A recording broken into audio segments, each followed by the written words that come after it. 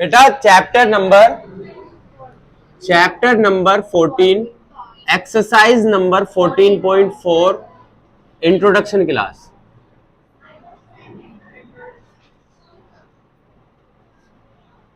हमें पढ़ना है मेजर ऑफ सेंट्रल टेंडेंसी। क्या पढ़ना है?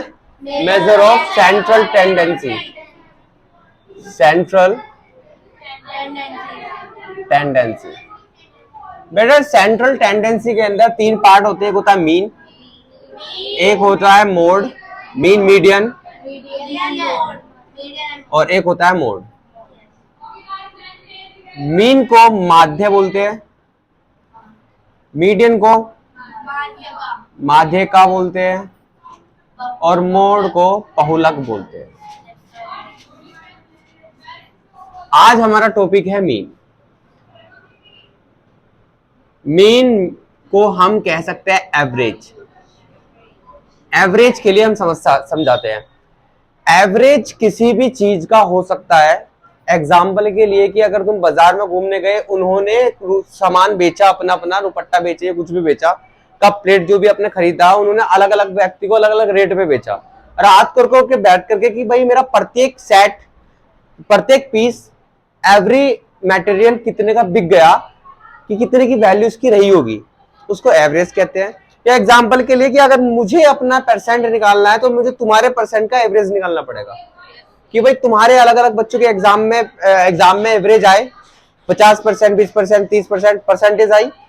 फिर मैंने देखा सबकी अपनी अपनी अलग अलग परसेंटेज है, और मैंने सबकी परसेंटेजों का एवरेज निकाला तो वो मेरे लिए परसेंटेज हो गई। कि सपोज करो तुम्हारा सबका, एक एग्जाम्पल के लिए, तुम्हारी किसी की 50%, तो किसी की 55, तो किसी की 65, तो किसी की वापिस से 50 आ गई, और किसी की आ गई 75।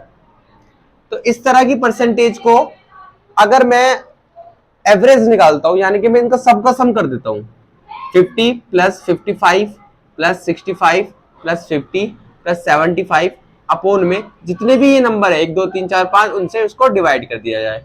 तो ये 50 100, देखो सुनो सही, 50 100 150 155 155 160 160 और 60 20 220 220 और 70 280 285 हो गया। मेरे हिसाब से 85 हो गया। देखो ना, 5 और 5 10, 5 से 15, 5 आएगा ना, बटे में 5, 5 एक 5, 5 चौक 20, 5 पंजे 25, 5 पंजे 25, और 3 5 सत्ते 57% हो गया आपका एवरेज। और मेरे लिए क्या हो गया?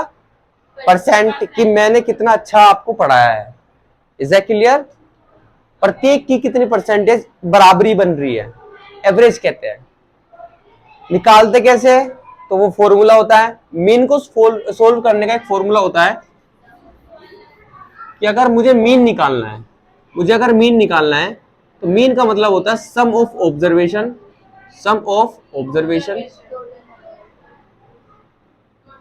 और बटे में टोटल नंबर ऑफ ऑब्जर्वेशन।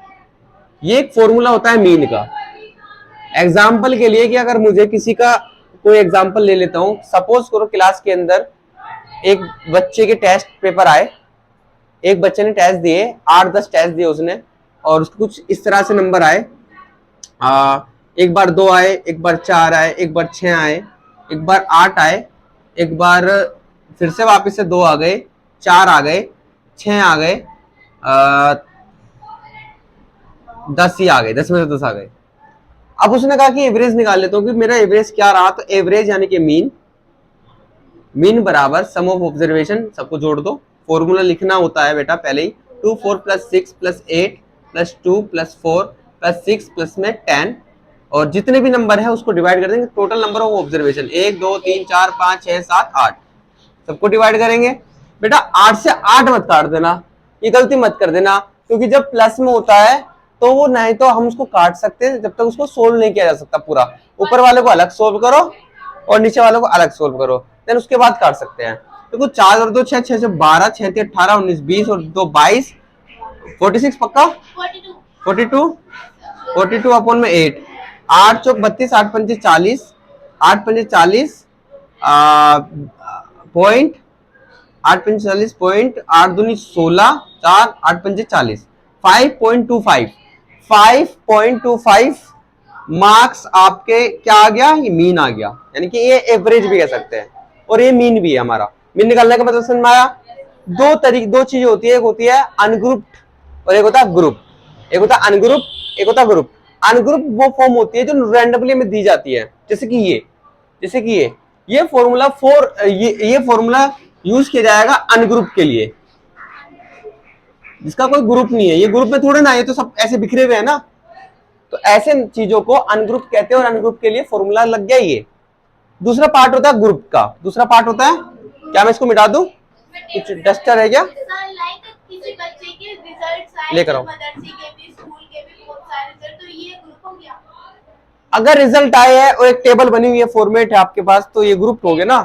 कि कैसे कि एक बच्चे के 100 में से 50 आए हैं, 100 में से 60 आए, ग्रुप फॉर्म हो गई, टेबलर फॉर्म हो गई। नहीं, ग्रुप अनग्रुप भी हो सकता है वो डाटा, ऐसा नहीं है कि ग्रुप ही रहे। टेबलर फॉर्म इसको मिटा देता हूँ, बता देता हूँ ग्रुप क्या होता है। दूसरी कंडीशन होती है ग्रुप की, मीन की होता है अनग्रुप डाटा, और अब हम बताएंगे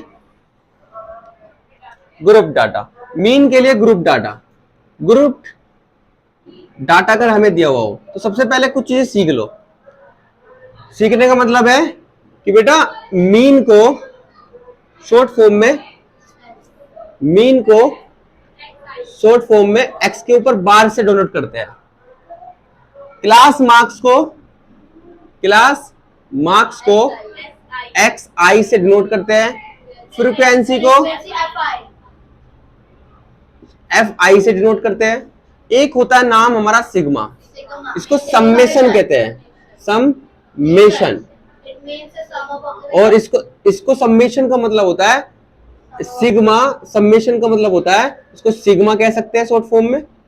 इसका नाम सिग्मा होता है, यानी कि sum of observation. Is that clear? ये रिमेंबर रखना है आप अपन लोगों को सबको। और हम ग्रुप डाटा के लिए एक एग्जांपल लेते हैं टेबल से। एक एक्स आई एफ आई दे रखी होती है, यानी कि नंबर ऑफ स्टूडेंट, और ये मार्क्स, क्लास मार्क्स, यानी कि 10 मार्क्स एक बच्चे का है, और 20 मार्क्स 2 बच्चों के आए, 30 मार्क्स 4 बच्चों के, 40 6 बच्चों के, 50 2 बच्चे के, 60 एक बच्चे का और 70 एक बच्चे का। हमें इसका कैलकुलेशन होता है, यहाँ पे ये वाला पार्ट होता है एफ आई एक्स आई का, यानी कि यहाँ की मल्टीप्लाई करके यहाँ लिखो, 10 एकम 20 दूनी 30 चौक और 6 चौक और 5 दूनी और 6 एकम 7 एकम। एफ आई एक्स आई इस कॉलम के अंदर यहां पे होता है सिग्मा एफ आई, यानी कि सम्मेशन एफ आई को जोड़ना। 2 और 1 3 और 4, 4 और 3 7, 7 और 4 13, 7 सॉरी 6 है वो, मतलब 4 बोलते हैं 6 है वो, 13 सही है। 13 14 15 16 17, इसको एक काम कर लेते हैं, 17 राउंड फिगर बन लेते हैं, कैलकुलेशन चलो 17 लिख देते। सबमिशन कितना आ गया 17। इस वाले कॉलम में सिग्मा एफ आई आएगा और इस वाले कॉलम में सिग्मा एफ आई एक्स आई आएगा, यानी कि एफ आई एक्स आई का सबमिशन। इनको सबको जोड़ो, 10 50 50 100 150 170 170 240 कितना हो जाएगा 370 और 40 410 510 570 और 70 640 कितना हो गया 640 कितना हो गया 640। मीन निकालने के लिए कहता है तो हम कहेंगे x के ऊपर बार बराबर, कैलकुलेट कर लो इतने आप सोच माइंड में, x के ऊपर बार बराबर में सिग्मा एफ आई एक्स आई और अपॉन में sigma F I. It's a formula of finding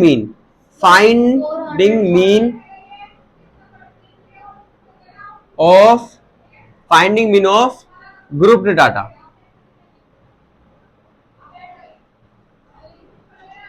this is a formula of finding mean of group data, ठीक है। तो सिग्मा एक्स आई का मतलब मीन हो गया, सिग्मा एफ आई एक्स आई कितना है 640 और सिग्मा एफ आई कितना है 17। अब इनको लिख लो, जो भी आएगा वो हमारा आंसर हो जाएगा। सॉल्यूशन करने के दिखाने की जरूरत नहीं है, इस बात को समझो कि हमारा दो तरह के डाटा हो सकता है। अगर हमें सेंट्रल टेंडेंसी की बात करें मीन के अंदर, एक अनग्रुप डाटा और एक ग्रुप डाटा। अनग्रुप डाटा के लिए डायरेक्ट आप मीन बराबर सम ऑफ ऑब्जर्वेशन बटे में टोटल नंबर ऑफ ऑब्जर्वेशन कर सकते हैं।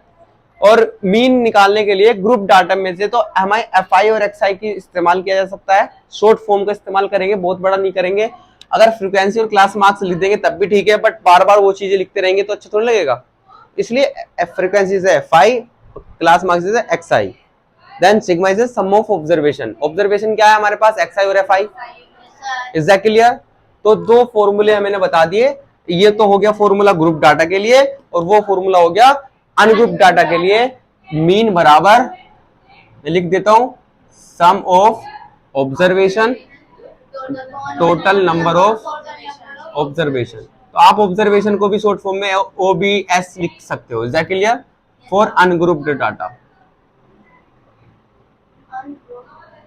Is that clear? किसी को कोई डाउट? ठीक है, नोट डाउन करें।